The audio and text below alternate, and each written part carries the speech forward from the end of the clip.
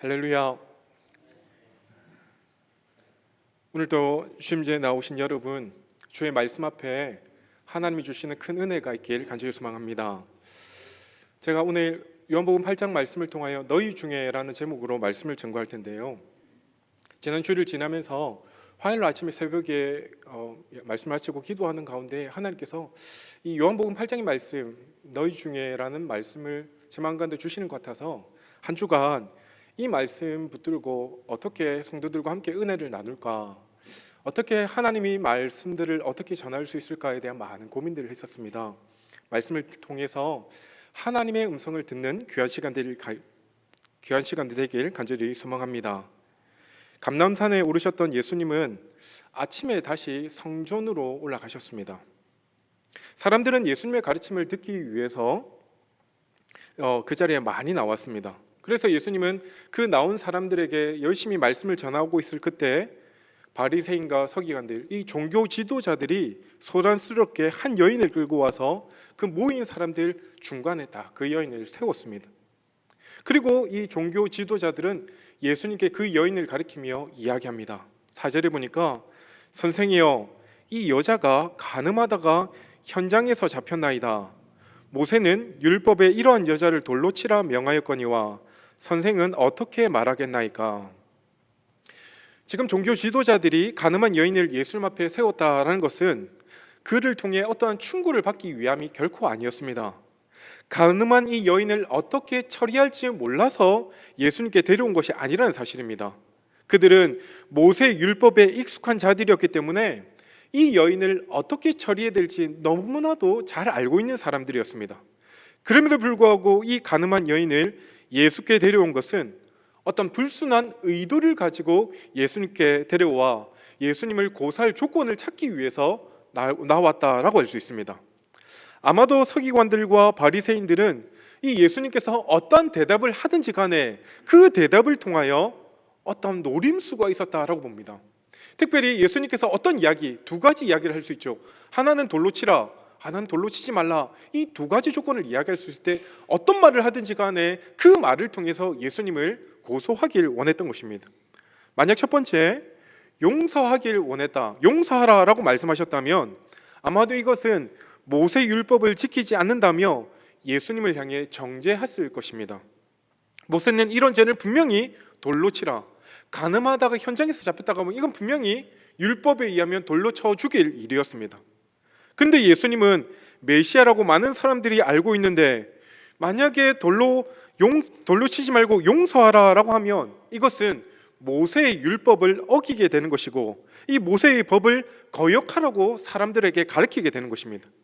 이렇게 해서 이제는 사람들에게 모세의 법을 어기라고 했다고 선전하고 백성들과 예수님의 사이를 이간질하려는 마음이 그 가운데 있었다라고 할 수 있지요. 두 번째, 만약에 모세 율법에 따라 돌을 치라, 돌을 던지라라고 이야기하면 어떻게 됩니까? 당시는 이 이스라엘은 로마가 다스릴 때였습니다. 사형 집행권이란 반드시 로마에 있었다라고 할 수 있죠. 로마의 법이 아니고는 그 누구도 어떤 죄로도 이 사형을 집행할 수가 없었습니다. 그런데 만약에 예수님이 돌을 던지라, 돌을 치라고 하면 로마의 법을 정면으로 어기게 되는 상황이 발생합니다. 또한 거기에 모인 사람들은 또 혼란에 빠질 것입니다. 예수님이 그동안의 가르침은 늘 사랑과 또한 죄인의 친구라고 늘 자신을 이야기를 했는데도 불구하고 긍휼과 치유의 대명사로 예수님을 알려줬는데 이 여인을 향해 돌로 치라라고 하면 그동안 예수님의 그 가르침이 모두 다 위선이고 거짓말이 된다라는 것이죠. 안식일에 병을 고쳤던 이 예수님의 모세 율법을 적용한다면 분명히 이 말은 일관성이 없는 것이 되고 예수님이 어떤 말을 하시든지 간에 분명히 그 시험에 걸려들 수밖에 없는 상황이었다라고 할 수 있습니다. 이렇게 예수님께서는 그 질문을 던지시고 의기양양하게 서 있는 제사장들과 바리새인들 그리고 서기관들을 향해 점점 어떻게 과연 예수님을 말씀하실지, 그리고 거기에 모여 있는 많은 군중들도 예수님이 어떻게 이야기하실지 그 속에 무거움과 팽팽한 긴장감이 들게 되었습니다. 근데 예수님은 그 팽팽한 긴장감 속에서 아무런 말씀을 하지 않으시고 그 자리에 웅크리고 앉으셔서 뜻밖의 행동을 하십니다. 자리에 앉으시더니 땅에다 무슨 글씨를 쓰기 시작하였습니다. 한참을 그렇게 계시니 이제 다급하게 된 쪽은 다른 쪽이 아니라 바로 종교 지도자들이었습니다. 그래서 빨리 예수님 향해 대답을 재촉하지만 예수님은 너무나도 느긋하게 계속 글자를 쓰고 계십니다. 그러는 동안 그렇게 격양되어 있던 군중들의 감정은 조금씩 싸그러들어 있고 모든 사람들이 그 여인을 주목하여 있었는데 이제는 시간이 지나자 과연 예수님이 무슨 말씀을 하실지 예수님의 입에 주목을 하기 시작했다라고 할 수 있습니다. 예수님이 왜 하필 그 상황 속에서 앉아서 그런 행동을 취하셨는지 그것을 우리가 잠깐 살펴볼 필요가 있습니다. 우리가 읽진 않았지만 오늘 이 날이 어떤 날인지를 살펴볼 수 있는 근거가 요한복음 7장 2절에 보면 이 앞날이 바로 초막절 큰 날이라고 이야기합니다. 그리고 그 다음 날은 초막절 큰 날 다음 날이니까 분명히 안식일이라고 할 수가 있습니다. 그렇다면 이 사건은 분명히 안식일에 일어난 일이라고 할 수 있죠. 근데 유대인들이 잘 생각할 때 이 안식일이라고 하는 것은 제일 중요하게 그들이 지켜야 되는 것은 일을 하지 않는 것입니다. 유대인들이 지금도 안식일에 일하는 것을 철저히 금지하고 있기 때문에 지금도 2000년 전에 일이라는 것은 반드시 율법에 명하는 부분이기 때문에 철저히 일을 하지 않게 노력한다는 것이죠. 그래서 그들은 과연 이 안식일의 일이 무엇인지를 철저히 구분하였습니다. 안식일에 해서는 될 일과 되지 않아야 될 일들을 구별했다는 것이죠. 해서는 안 된 일을 만약에 하게 된다면 그것은 분명 안식일을 어기게 되는 것입니다. 그래서 당시 유대인들은 무엇이 일이고 일이 아닌지를 철저히 구분할 때 그것을 어떻게 따랐냐면 그들이 전통적으로 따라오던 전통이 있었고 그리고 랍비들이 그렇게 그들에게 가르쳐준 가르침이 있었습니다. 그러니까 그들의 전통과 가르침에 의해서 분명한 일이 무엇인지를 정확히 그들은 알고 있었다라는 것이죠. 그 가운데 어떤 일이었냐면 랍비들은 종이에다가 펜이나 붓을 가지고 무언가를 적으면 그것은 일이라고 여겼습니다. 그런데 동일한 사람이 펜으로 가지고 종이에 적지 않고 손가락으로 땅에 적으면 그것은 일이 아니라고 가르쳤습니다. 똑같은 사람이 펜으로 뭔가의 글자를 적으면 이것은 일이지만 땅에다가 손가락으로 무엇을 적으면 그것은 일이 아니라고 가르친 것이죠. 왜냐하면 종이에 무엇을 남기게 되면 그것은 오랫동안 흔적이 남게 되지만 흙에다가 무엇을 적으면 바람이 그 흔적을 지우기 때문에 이 두 가지를 철저히 구분했다라고 할 수 있습니다. 아주 희한한 기준 같지만 분명히 이것은 랍비들의 가르침이었다라고 할 수 있습니다.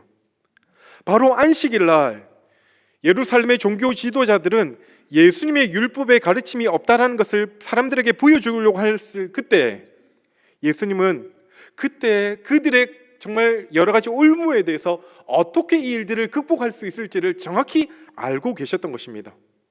예수님은 그 율법을 가늠한 여인을 재판하는 자리에 그를 세웠습니다. 그리고 그를 어떻게 심판하는지를 보고자 했습니다. 한마디로 예수님을 향해 웃음거리로 만들어서 더 이상 그의 가르침이 전혀 의미 없음을 만방에 알리려고 했던 의도였지요. 그런데 예수님은 어떻게 하셨습니까? 가만히 앉으시더니 조용히 땅에다 손가락에 글을 쓰셨습니다. 그건 다른 날이 아니라 안식일의 말이지요. 예수님께서 그날 이 행동을 가지고 종교 지도자들에게 이렇게 물으셨을 겁니다. 이렇게 하는 것이 안식일을 어기는 행동이 아니라는 것을 너희들이 누구보다 잘 알 것이다. 그러면서 율법이라는 것은 나도 너무나도 잘 알고 있다. 너희들이 지키는 전통과 랍비들의 가르침을 내가 다 알고 있다라는 것이죠. 그러니 이 사람들을 판결할 재판은 충분히 내가 그런 것을 판결할 권한 있고 충분히 자격이 있다라는 것을 그들 가운데 보여주기 원했다는 것입니다. 오늘 말씀을 생각할 때마다 여러분 항상 떠오르는 것이 무엇입니까? 과연 예수님이 앉으셔서 손가락으로 어떤 글자를 적으셨을까? 어떤 말씀을 그 가운데 적으셨을까라고 하지 않습니까? 당시에 사람들은 히브리어도 사용했고요. 그리고 로마의 식민지로 있었기 때문에 헬라어도 사용했고요. 그리고 그때 당시에 공용어였던 아람어도 그들은 다 쓸 수가 있었습니다. 그러면 이런 복잡한 언어 문화 속에서 예수님은 땅에다가 어떤 나라 언어를 가지고 글자를 적으셨을까? 참으로 궁금하지 않습니까? 그리고 거기에 뭐라고 적으셨을까? 또 한 가지 생각해 볼 것은, 과연 간음하다가 현장에서 잡혀왔다라고 하면 이 간음이라는 것은 결코 혼자 할 일들이 결코 아닙니다. 분명히 남자와 여자가 함께 저지를 법이었는데도 불구하고 왜 남자는 데리고 오지 않고 이 여자만을 데리고 왔을까라는 생각을 해볼 수 있다라는 것입니다. 성경학자들도 이 점이 참으로 궁금했던 것 같습니다. 당시에는 분명 글을 읽을 줄 아는 사람이 별로 없었습니다. 이것은 마치 옛날 몇십 년 전만 해도 문맹률이 우리나라도 낮았기 때문에, 문맹률이 높았기 때문에 많은 사람들이 집에 편지가 오면, 특히 농촌에 사는 분들이 아들이 시골에 가서 집에 편지를 보내는데 그 편지를 읽을 줄 몰라서 동네 읍장이나 아니면 면장에게 가서 편지를 대신 읽어달라고 했던 일들이 있지 않습니까? 그것처럼 그때 당시에 많은 사람들이 글자를 읽는 것, 특히 2000년 전에 글자를 읽는 사람은 참으로 많지 않다라고 할 생각이 있습니다. 그래서 글만 읽는다고 하면, 글자만 읽을 줄 안다고 하면 분명히 지성인이라고 했을 것입니다. 그러나 그 가운데 종교 지도자들, 대제사장, 서기관과 바리새인들은 분명히 글자를 읽을 줄 알았을 것입니다. 그들 가운데 예수님은 먼저 글자를 적으셨다라고 볼 수 있습니다. 그리고 그들을 향해 먼저 와서 이 글자를 읽으라는 것이죠. 그래서 아마도 예수님이 말씀하신 것처럼 그들 향해 글자를 적으신 것이 아마도 죄 없는 자가 돌을 들어 먼저 치라라고 썼을 것이다 라고 생각합니다. 글을 읽을 줄 아는 사람이 먼저 읽고, 읽지 못하는 사람이 옆에 툭툭 치면서 과연 그 글자가 뭐라고 이야기하는지 물었을 때 그들이 양심의 가책을 받고 먼저 그 자리를 떠나버리고 나니까 남아있는 자들이 궁금합니다. 그랬을 때 예수님이 일어나서 그들 향해 너희 중에 죄 없는 자가 먼저 돌을 치라 라고 말씀하셨지 않았을까라고 이야기하는 것이죠. 둘째로 예수님께서 그 자리에 있었던 자들에게 그 자리에 왔던 자들의 제목을 그 자리에서 쓰지 않았을까? 특별히 대제사장과 서기관들의 제목들, 그들이 사람들에게 들키진 않았지만 간음하며 그들도 도적질하고 거짓과 위선과 교만한 죄들을 일일이 열거하면서 이름과 제목들을 적었을 때 그 마음 가운데에 양심의 가책을 받지 않았을까라는 것이죠. 그런데 예수님이 어떤 글자를 적었던 간에 예수님의 행동에는 독특한 한 가지 방법이 있었습니다. 지금 그들의 모습을 보면 굉장히 집단화되어 있습니다. 그들은 이 여인이 용서받을 수 없는 죄인으로 여기며 여차하면 돌을 들러 치려는 마음들이 그들 가운데 가득하였습니다. 자기들은 의롭기 때문에 이 여인을 그렇게 정죄하고 처형하는 것이 마땅하다라고 그들은 여겼다는 것이죠.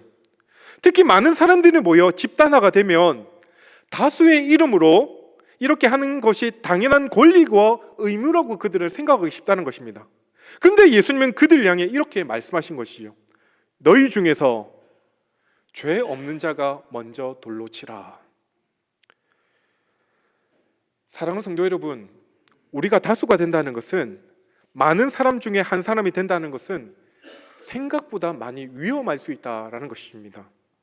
다수는 두 사람이 될 수 있고 100명이 될 수 있고 1000명이 될 수도 있는데, 한 사람이 개별적인 인간이 아니라 그저 여러 사람 중에 한 사람이 될 때 그 사람은 그 집단 속에서 자기 자신의 모습을 보는 눈을 잃게 될 수 있습니다. 사람들은 혼자 있을 때는 바르게 생각하고 바르게 판단하다가도 놀랍게 군중 속의 한 사람이 되면 그의 분별력이 잃어버리고 무분별한 행동을 하는 경우가 참으로 많다는 것입니다. 이렇게 보면 많은 사람 중에 한 사람이 된다는 것은 그만큼 위험할 수 있다는 것입니다. 이것이 예를 들어 쉽게 생각해 보면, 남자분들이 예를 들어 군대에 있다가 예비군 훈련을 가지 않습니까? 이분들이 사회에 있을 때는 의사고 판사고 변호사고 아니면 여러 가지 좋은 높은 지위에 있다가 이상하게 이분들이 군복만 딱 입으면 행동이 다 똑같아집니다. 이상한 행동들을 해 나간다는 것을 우리가 쉽게 볼 수 있지 않습니까? 개별적으로 보면 높은 지위에 다 있었고 그분들이 군복을 벗을 때는 정상적인 행동을 하는데 군복만 딱 입혀놓고 예비군만 가보면 다 똑같습니다. 예수님은 군중 속의 한 사람이 되어버린 그들이 자신이 죄인인 것을 잊고 있다는 사실을 너무나도 잘 알고 계셨습니다. 그래서 예수님께서는 그들을 향해 한 사람 한 사람의 개인으로 만들어 주셨습니다. 그리고 그들을 향해 그들을 해체시켜서 그들에게 이름을 보여주시고 그들에게 이름을 주신 다음에 죄 없는 자가 먼저 돌로 치라 라고 말씀하신 것입니다. 군중으로 있을 때는 그들 모두가 스스로를 의인으로 생각했습니다. 이 여인을 정죄하고 돌로 치기에 충분한 죄 없는 사람처럼 자기들을 생각했습니다. 그런데 이제 죄인이 되고 보니까 그게 아니었습니다. 자기들도 죄인이라는 사실을 깨달은 것이죠. 그 여인이 저질렀던 죄만 저지르지 않았을 뿐 하나님 앞에서는 전혀 의로움이 없는 죄인임을 그가 깨달았던 것입니다. 그래서 그 순간 부끄러웠습니다. 아니, 다른 순간은 모르지만 그 순간만큼은 자신의 죄가 너무나도 부끄러워 자신의 얼굴을 들 수가 없었습니다. 그래서 그 순간은 어른으로부터 젊은이까지 한 사람씩 그 자리를 떠나게 되었습니다. 집단 행동이라는 것은 언제든지 잘못될 가능성이 많습니다. 그래서 나 먼저 죄인임을 생각하는 것입니다. 내가 과연 이렇게 돌을 던질 수 있는 사람인가? 내가 다른 사람을 향해 먼저 이렇게 돌을 던지며 그 사람을 정죄하며 판단할 수 있을까? 예수님은 우리에게 오늘 이렇게 질문하고 계십니다. 사랑하는 성도 여러분, 사람이 다른 사람을 정죄하고 벌을 주는 것, 이것은 죄 없는 사람이 죄 있는 사람을 정죄하고 벌 주는 것이 결코 아닙니다. 우리 모두가 죄인이지만 세상과 약한 사람을 보호하고 정의를 지키기 위해 어쩔 수 없이 재판관의 자리에서 사람이 사람을 정죄하고 벌한다는 사실이 진짜 의미일 수 있습니다. 오늘 가나안 여인과 같이 우리는 그런 죄를 짓지 않았습니다. 그 여인이 어긴 법을 어기지도 않았고 그 사람처럼 행동하지 않을 수 있습니다. 그래서 그 사람을 정죄하고 비난하고 벌을 주려고 합니다. 하지만 그렇다고 해서 우리 모두가 의로운 자가 아니라는 사실을 우리는 잊지 말아야 합니다. 우리에게는 다른 잘못이 있습니다. 사람에게 들키지 않았을 뿐 다른 죄를 우리는 이미 짓고 있다는 사실을 여러분 잊지 마시길 바랍니다. 다른 모든 행동, 그 행동에는 무게가 다 다르고 크기와 무게에 따라 받는 비난과 벌은 다 다르지만 그럼에도 불구하고 한 가지 공통점은 무엇입니까? 바로 우리가 하나님 앞에 모두가 죄인이라는 사실입니다. 단지 그 죄가 사람들 앞에 드러나지 않았을 뿐 그 누구도 하나님 앞에 의인이 없다라는 사실입니다. 그러므로 우리는 늘 이것을 잊지 마시길 바랍니다. 그렇지 않으면 우리 자신이 스스로 의인인 줄 아는 뻔뻔한 죄인이 되고 하나님 앞에 간음한 여인이 되는 종교 지도자처럼 되고 오직 그 여인을 죽일 생각만 하는 군중이 되기 쉽다는 사실입니다. 갈라디아서 6장 1절에 보면 형제들아 사람이 만일 무슨 재범한 일이 드러나거든 신령한 너희는 온유한 심령으로 그러한 자를 바로잡고 너희 자신을 살펴보고 너도 시험을 받을까 두려워하라 라고 말씀하십니다. 이 말이 무슨 말입니까? 앞차가 고장났다고 하면 내 차가 어떻게 되는지를 생각하고 앞사람이 걸려 넘어졌다고 하면 나도 걸려 넘어질까를 항상 돌아보라는 사실입니다. 걸려 넘어지는 사람과 나가 아무 상관이 없는 사람이 아니라 다른 사람이 실수하는 것을 볼 때 그 사람과 내가 똑같은 사람임을 결코 잊지 말라라는 말씀입니다. 여러분, 항상 우리 모두는 실수할 수 있고 죄를 범할 수 있습니다. 다른 사람이 죄 짓는 것을 바라보며 그를 향해 정죄하고 판단하기보다는 나도 그런 죄를 지을 수 있다는 것을 결코 잊지 말라라는 사실입니다. 그래서 온유한 심령으로 그러한 자를 바로잡고 너 자신을 살펴보아 너도 시험을 받을까 두려워하라. 종교 지도자들이 예수님께 던진 질문이 이제는 부메랑이 되어서 그들에게 다시 돌아왔을 때 종교 지도자들은 이제 대답할 차례가 되었습니다. 근데 만약 그를 향해 돌을 던진다면 자신들이 죄 없다라는 거짓말이 되기 때문에 많은 사람들이 지켜보는 가운데 그들도 쉽게 돌을 던질 수 없었습니다. 모든 사람이 죄인이기 때문에 돌을 들어 이 여인을 칠 수가 없었습니다. 한참 동안 정적이 흐르다가 한 사람씩 그 자리를 떠나게 되었습니다. 모두가 떠나가고 그곳은 이제 예수님과 가늠한 여인만이 남게 되었습니다. 무리 중에 돌을 던질 자격이 있던 유일하신 예수님 한 분만 이제 그 자리에 남게 되었습니다. 이제 예수님은 쓰시던 글을 멈추시고 일어나 그 여인에게 물으십니다. 여자여, 여자여. 예수님은 이 여인을 향해 먼저 여자여라고 부르십니다. 이 여자여라는 이 말은 의미는 예수님께서 예수님의 어머니를 부를 때 말씀했던 그 말과 동일한 이야기이기 때문에 이 여자여라는 이 말은 그 여인을 굉장히 높이는 의미였습니다. 가늠하다 현장에서 잡힌 여인, 돌 맞아 주기에 합당한 그 여인을 향하여 가장 높일 수 있는 단어로 여자여. 아마도 이 여인은 한평생 이 여자여라는 말을 한 번도 들어본 적이 없는 이 여인을 향해 그가 높일 수 있는, 예수님이 높일 수 있는 가장 극진층인 여자여 라는 그 말로 그를 향해 부르고 있는 것입니다. 그리고 너를 고발했던 그들이 어디 있느냐, 너를 정죄하는 자가 없느냐라고 물으셨습니다. 예수님은 몰라서 이 이야기를 그 여인에게 한 것이 아니었습니다.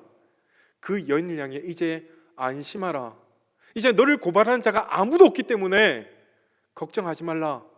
그 닫혀있던 두렵고 떨림으로 걱정하고 있던 그 여인을 향해 이제는 마음의 문을 활짝 열라라는 마음으로 그 질문을 예수님께서 하셨던 것입니다. 예수님은 그 여인을 향해 이제 최종 판결을 내리십니다. 11절에 보니까 나도 너를 정죄하지 아니하노니 가서 다시는 죄를 범하지 말라. 예수님의 말씀은 나도 너를 정죄하지 아니하노니 다시 죄를 범하지 말라. 그 여인을 향해 자유를 선포해 주셨습니다. 분명 그녀가 지은 죄가 있습니다. 그녀가 작은 죄를 지었다라고 이야기하지 않습니다. 예수님 그것을 부정하지 않으셨습니다. 죄가 작다고 하신 것이 아니라 없고 지은 죄가 하지 않았다라고 이야기하신 것이 아니었습니다. 하지만 그 여인을 향해 예수님은 결코 정죄하지 않았습니다. 정죄하는 대신에 오히려 그 여인에게 용서를 베풀어 주셨습니다. 여러분, 나도 너를 정죄하지 않는다, 이 말씀이 어떤 의미입니까? 여기서 이야기하는 나도, 이것은 분명 예수님은 다른 사람들과 마찬가지가 아닌 그분은 죄가 없으신 분이었습니다. 그래서 예수님이 말씀하신 너희 중에 죄 없는 자가 돌로 치라고 했을 때 예수님만큼은 그 여인을 향해 돌을 칠 자격이 충분했던 사람이었습니다. 그러나 나도라고 이야기하는 그 순간부터 예수님은 인카네이션, 자신이 죄인 되셨습니다. 나도 십자가를 지신 것 같은 죄인의 모습으로 낮아지신 것입니다. 그래서 나도 너를 정죄하지 아니하노니, 내가 완전히 낮아져서 너를 생각할 때 넌 이제 정죄에서 해방함을 받았다. 그 여인에게 구원을 선포해 주셨습니다. 그 여인에게 참 복음을 이야기해 주신 것입니다. 16세기에 폴란드의 유명한 천문학자였던 코페르니쿠스라는 사람이 있습니다. 모두가 천동설을 주장했던 시절에 태양을 중심으로 지구가 움직인다라는 지동설을 고백했던 사람이었습니다. 그가 세상을 떠나기 전 자신의 묘비에 무엇을 쓸까 먼저 생각하면서 이런 글을 썼다고 합니다. 하나님, 나는 바울이 가졌던 특권을 하나님께 구하지 않았습니다. 베드로에게 주셨던 큰 권능을 하나님께 구하지도 않습니다. 그저 예수님 십자가 지셨을 때 그 십자가 옆에 있었던 강노에게 베풀어 주셨던 긍휼만을 하나님께 구합니다. 여러분은 이 시간 하나님 앞에 무엇을 구하고 있습니까? 예수님이 십자가 옆에 있었던 강도에게 베푸셨던 그 긍휼하심, 주님의 나라 임하실 때 주님 나를 기억하옵소서. 한평생 죄만 짓고 살았던 그가 예수님 십자가 상에서 주님 나라 임하실 때 나를 좀 기억해 달라는 그 긍휼하심을 그가 구했을 때 너도 오늘 나와 함께 낙원에 있으리라 라는 이 믿음의 고백을 그가 누리게 되었다라는 것입니다. 이 고백은 나도 강도 같은 사람입니다. 그러므로 하나님 나를 불쌍히 여겨달라라는 진실한 고백인 줄 믿습니다. 바로 여기에 우리의 믿음과 복음이 있는 줄 믿습니다. 사랑하는 성도 여러분, 여러분은 과연 의인입니까? 그래서 누군가를 함부로 정죄하고 또 그를 향해 돌을 던져도 괜찮을 만큼 충분히 의로운 분이라고 여러분 스스로를 자평하고 계십니까?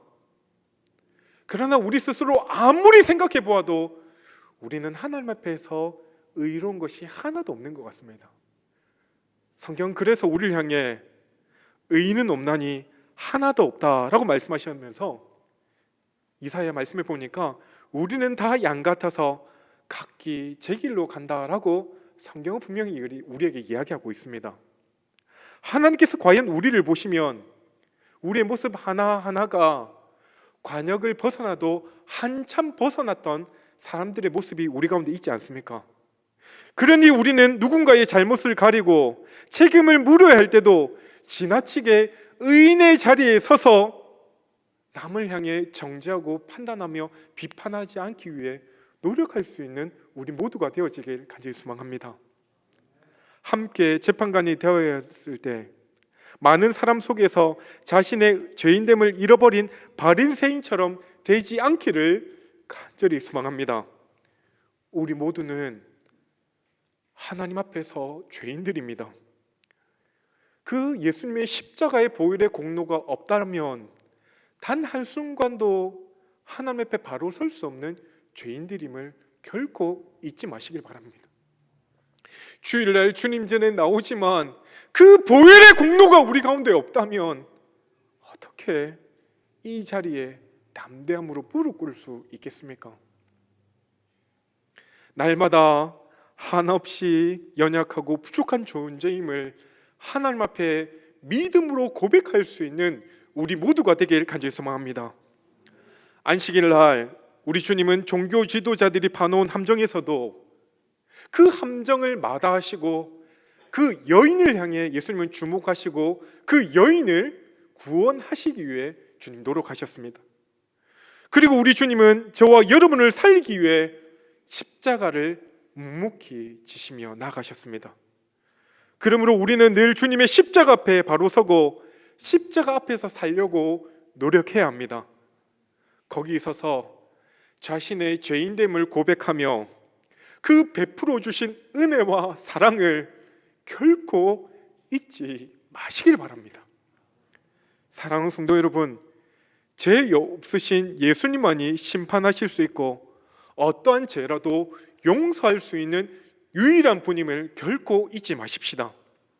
예수님께서 그 여인을 용서하실 때 다시는 죄를 범치 말라라고 명령하셨습니다. 용서를 받는 자는 반드시 죄를 멀리해야 된다라는 사실을 그에게 놓치지 않고 이야기해 주셨습니다. 마찬가지로 예수님은 오늘 우리에게 말씀하십니다. 너희 중에 죄 없는 자가 먼저 돌로 치라 라고도 말씀하셨지만 우리를 향해 그리고 그 여인을 향해 말씀하셨던 나도 너를 정죄하지 아니하노니 다시 가서 죄를 범치 말라. 그 구원의 은혜가 오늘 우리 모두에게 임하여지기를 간절히 소망합니다. 오늘 예배 전에 우리가 당회가 여러분 앞에 공식적으로 사죄했습니다. 그동안의 엉그러진 마음들, 교회를 향해 교회가 이래서는 안 돼, 교회가 이래서는 힘들어 라고 했던 그 마음을 여러분 다 받으신 줄 믿습니다.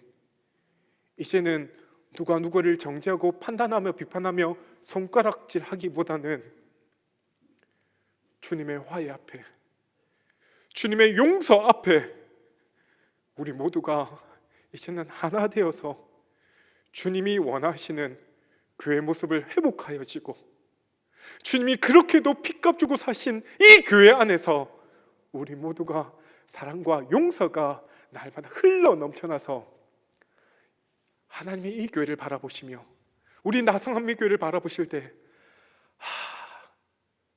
이 착하고 중생중중을 바라보시면서 참 잘하고 있구나. 내가 너희를 위해 십자가 지신 것이 내가 하나도 안 아깝다.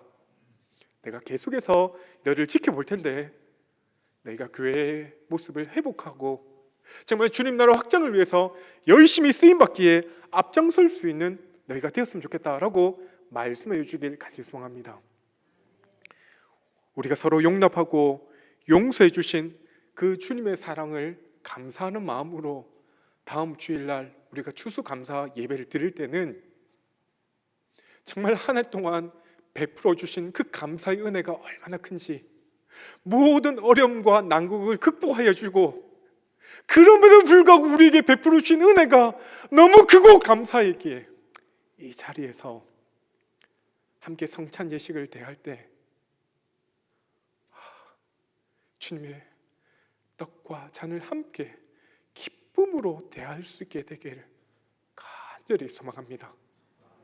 주님은 분명히 우리 가운데 하나님의 구원의 은혜를 베풀어 주시면서 하나 되길 원하시고 정죄하고 판단하는 것이 아니라 함께 한 마음으로 주님을 섬기길 원한다는 사실을 기억하며 어렵고 힘들 때 결코 이 자리를 외면치 말고 더욱더 주님 전에 나와 예비하며 기도하기를 힘쓸 수 있는 우리 모두가 되어지길 주의 이름으로 간절히 축원합니다.